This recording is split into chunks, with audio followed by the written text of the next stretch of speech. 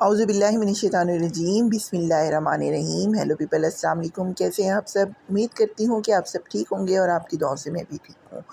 आज की जो रेसिपी है वो दूसरी रेसिपी से डिफरेंट है। वो कैसे है? वो इस तरह से है कि आज जो मैं आपको रेसिपी सिखाने जा रही हूँ, थंबनेल से आप लोग पढ़ ही चुके हैं कि वो है जी देसी मुर्ग की रेसिपी।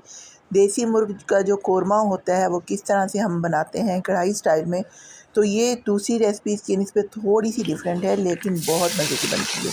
यहाँ पे सबसे पहले बताती चलूँ कि मेरे पास जो मुर्ग है वो है 4 किलो, और यहाँ पे तकरीबन मैंने 1 किलो के करीब प्याज कट करवाए हैं। प्याज़ों की कटिंग आप अपने हिसाब से कीजिए, जिस तरह की कटिंग आपको पसंद हो उसी तरह से कीजिए।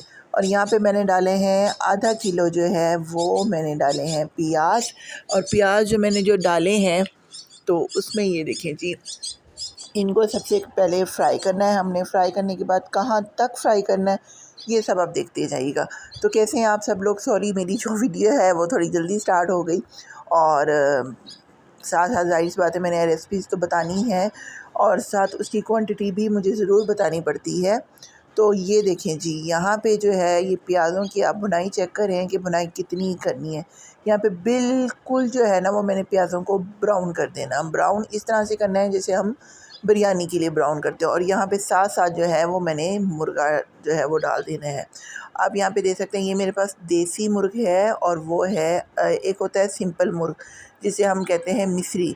वो सिंपल जैसे हम दूसरी चिकन बनाते हैं वो वैसे बन जाती है, उसका कोई वो नहीं होती। तकरीबन 5 से 10 मिनट तक गलाना पड़ता है, लेकिन इसका जो है गलाना वो सबसे ज़्यादा मुश्किल है। तो ये देखिए जी, बर्तन मेरा थोड़ा सा छोटा हो गया तो मैंने बर्तन चेंज करना। तो यहाँ पे देखिए, यहाँ पे प्याज़ों को भुनाई करने के बाद मैंने इनको अच्छी तरह से, पहले मुर्ग को अच्छी तरह से धो लीजिएगा क्योंकि इसकी धुलाई भी काफ़ी टफ़ होती है, और इंशाल्लाह ताला मैं इसकी धुलाई के लिए एक स्पेशल वीडियो बनाऊँगी। यहाँ पे जी तकरीबन मैंने 4 टेबल स्पून लिया है वो लहसुन का पेस्ट लिया है, और 1 टेबल स्पून मैंने अदरक ली है। अदरक मैंने कम इसलिए डाली है क्योंकि आजकल जो है वो गर्मियों का सीज़न है, और गर्मियों के सीज़न में जो है ना ज़्यादा अदरक जो है वो फिर, क्योंकि मुर्ग ख़ुद अब की उसकी तासीर जो है वो गर्म होती है, तो इसलिए मैंने अदरक की क्वांटिटी कम डाली है। अब ये देखें जी, ये घी में फ्राई हो चुकी है हमारी चिकन, और चिकन ये देखें पानी छोड़ के ना अब इसने घी निकालना शुरू कर दी है। फ्राई से मैंने इस वजह से किया है कि इसके अंदर को जो ब्लड होता है जो कि हम धोने के अलावा भी वो नहीं निकलता, तो वो अच्छे से घी में फ्राई हो जाए। और ये देखें ये तकरीबन जो है हमारा देसी मुर्गा जो है वो कलर चेंज कर चुका है। तो ये देखें जी, अब जो नेक्स्ट रेसिपी है, हमारा लहसुन भी उगल चुका है। जो अब नेक्स्ट रेसिपी है वो है तकरीबन ये देखिए, मैंने इसमें डाले हैं कोई 1.5 पाव के करीब टमाटर। टमाटर आपकी मर्ज़ी है, आप जितनी, अगर आपको ग्रेवी ज़्यादा चाहिए तो ज़ाहिर सी बात है आप प्याज टमाटर की क्वांटिटी बढ़ा सकते हैं, लेकिन हमने इसको कढ़ाई स्टाइल में बनाना है तो कढ़ाई स्टाइल के लिए हमें जो है इसकी जो सब्ज़ी की क्वांटिटी है वो लिमिटेड ही रखनी पड़ेगी, क्योंकि हमें इसमें ज़्यादा ग्रेवी इतनी नहीं चाहिए। और ये देखें जी, इसको तकरीबन मैंने जो है वो 5 से 7 मिनट तक जो है घी में फ्राई करना है। अब बारी आती है मसालों की। मसालों में सबसे पहले मैं आपको बताऊंगी 2 टेबल स्पून इसमें मैंने हल्दी ली है, नमक हस्बे ज़ायका, और जो लौंग है 10 से 12 लिए हैं, और जावित्री ली है मैंने, अंदाज़न आप इसे कह सकते हैं कि 1 टेबल स्पून होगा। और उसके बाद मैंने ली है जी वो दालचीनी, दालचीनी के 3 से 4 पीसीज़, और 2 चम्मच मैंने ली हैं ज़ीरा, और 1 चम्मच मैंने ली है साबित काली मिर्च, और हाफ़ टेबल स्पून इसमें मैंने लिए हैं सौंफ। ये वो मसाले हैं जो आम रेसिपी जो हम चिकन बनाते हैं उससे थोड़े हटके हैं, लेकिन यकीन करें इसका जो इनका जो टेस्ट आता है ना वो बहुत ज़बरदस्त होता है। अब आपको जब बनाएं तो काइंडली इस पे ना मेरी जो इंस्ट्रक्शंस हैं वो फॉलो करें कीजिएगा, तो फिर ये बहुत ही ज़बरदस्त हुआ। बाज़ लोग इस तरह से होते हैं कि सारे मसाले इकट्ठे डाल देते हैं, तो वो ना एकदम से उसका टेस्ट सेम जैसे हम आम खानों का होता है वैसे ही वो बन जाता है, तो वो फिर मज़ा नहीं आता। तो इसमें देखें ये जी, ये हमारा टमाटर जो है वो तकरीबन गल चुका है, और साथ ही हमारे मसालों की भुनाई जो है वो ये देखें, मसाले भी तकरीबन हमारे भुन चुके हैं। अब हम इसमें बारी जो आ रही है वो आ रही है पानी की। पानी आपने इतना डालना है कि वो बोटी के ऊपर कवर कर जाए, मतलब आप लोगों ने जो बर्तन है वो फुल नहीं भरना, वो बोटी के ऊपर कवर कर जाए। क्योंकि जब हमने इसको फ्राई किया था ना घी में, तो इसने जब अपना पानी छोड़ा था तो उसमें जो है ना वो तकरीबन इसका गलने का प्रोसेस जो था वो स्टार्ट हो गया था। तो यहाँ पे देखिए मैंने एक्स्ट्रा पानी नहीं डाला, सिर्फ उतना पानी मैंने इसमें डाला है कि ये बोटियों को ऊपर कवर कर जाए, जिस तरह से हम राइस बनाते हैं। चलें जी, आहिस्ता आहिस्ता चेक करती रहिएगा, ये मत छोड़ ना दीजिएगा कि हाँ जी जब गल जाएगा तो फिर यहाँ पे तकरीबन मैंने इसे 15 मिनट के बाद आके इसका ढक्कन खोल के चेक किया, तो ये देखें ये जी अभी भी इसको ज़रूरत है गलने की।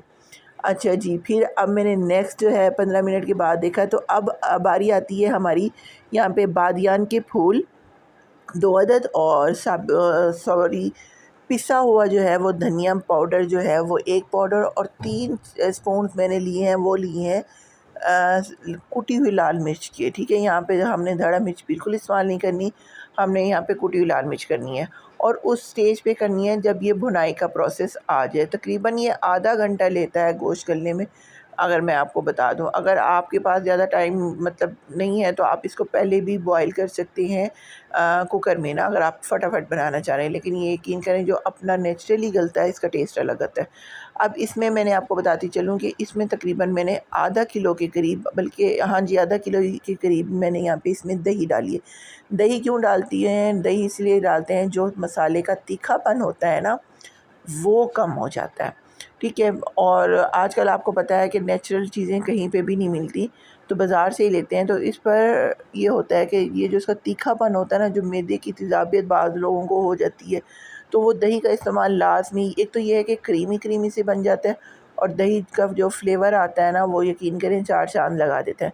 तो यहाँ पे देखें जी तकरीबन हमारी भुनाई स्टार्ट हो चुकी है, मतलब हाफ़ डन हो चुकी है। अब आप पे डिपेंड करता है कि आपने इसको कितना ज़्यादा भूनना है। मैंने इसको बनाना था कढ़ाई स्टाइल में, तो ज़ाहिर सी बात है मैंने अब इसको थोड़ी सी भुनाई करनी है इसकी। अगर आपको इतनी ग्रेवी पसंद है तो यहाँ पे आप इसको डन कर सकते हैं। तो खैर जी, यहाँ पे इसकी जो भुनाई है वो मैं करने लगी हूँ। यहाँ पे मैं कहूँगी कि जो लोग मेरे चैनल पे न्यू हैं और उन्होंने अब तक मेरे चैनल को सब्सक्राइब नहीं किया तो काइंडली चैनल को सब्सक्राइब कर दें और बेल आइकॉन के बटन को ज़रूर दबाएं ताकि मेरी हर नई आने वाली वीडियो आप लोगों तक पहुँच सके। और अगर वीडियो पसंद आए तो इसमें लाइक, शेयर और कमेंट करके ज़रूर बताइएगा कि आज की मेरी रेसिपी जो है वो आप लोगों को कैसी लगी। तो खैर जी, यहाँ पर देखें, यहाँ पे मैं डालने लगी हूँ सब्ज़ धनिया। आजकल थोड़ा गर्मी के सीज़न में सब्ज़ धनिया शॉर्ट है तो इसलिए मैंने कम ही डाला है, वरना आप चाहें तो इसे भर के भी डाल सकते हैं। यहाँ पे सब्ज़ धनिया डालने का मकसद ये होता है कि इसका जो फ्लेवर आता है ना, जो इसकी खुशबू आती है ना, वो बहुत मज़े की लगती है। अगर आपको पसंद नहीं है तो आप इस पर पुदीना भी डाल सकते हैं, या दोनों चीज़ें नहीं पसंद तो आप इस स्टेप को स्किप भी कर सकते हैं। खैर जी, यहाँ पे देखिए तकरीबन मेरा जो है सालन बिल्कुल ही तैयार हो चुका है। और ये देखें कि ये सालन मतलब तैयार होने की सबसे बड़ी निशानी ये है कि वो घी, आपकी जो ग्रेवी होती है ना वो घी निकालना शुरू कर देती है। तो ये देखें जी, ग्रेवी मैंने इसलिए ज़्यादा नहीं रखी क्योंकि मैंने इसको बनाना था कढ़ाई स्टाइल में।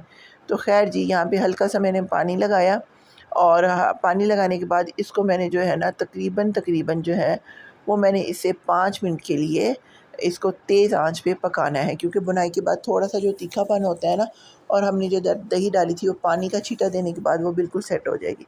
खैर जी, यहाँ पे मेरा सालन बिल्कुल हो गया था तैयार और अब मैं इसको करने लगी हूँ डिश आउट। और ये देखिए माशाल्लाह से जिस तरह से इसकी शक्ल बहुत अच्छी लग रही है, इसका टेस्ट भी बहुत ही अच्छा बना था। तो खैर जी, ये है मेरी आज की वीडियो। उम्मीद करती हूँ कि आपको मेरी आज की वीडियो पसंद आई होगी। पसंद आई हो तो प्लीज़ इसे लाइक, शेयर और कमेंट करके ज़रूर बताइएगा। मिलते हैं हम नेक्स्ट वीडियो में, तब तक के लिए अब अल्लाह हाफ़िज़। और यहाँ पे मैं आपको बताती चलूँ कि खुश रहें और खुश रहने दें। हमेशा अक्सर मैं वीडियो में कहती हूँ, कहने का मकसद ये है कि बस खुश रहें, अल्लाह हिफ्ज़ व अमान में रखे। आमीन। अल्लाह हाफ़िज़।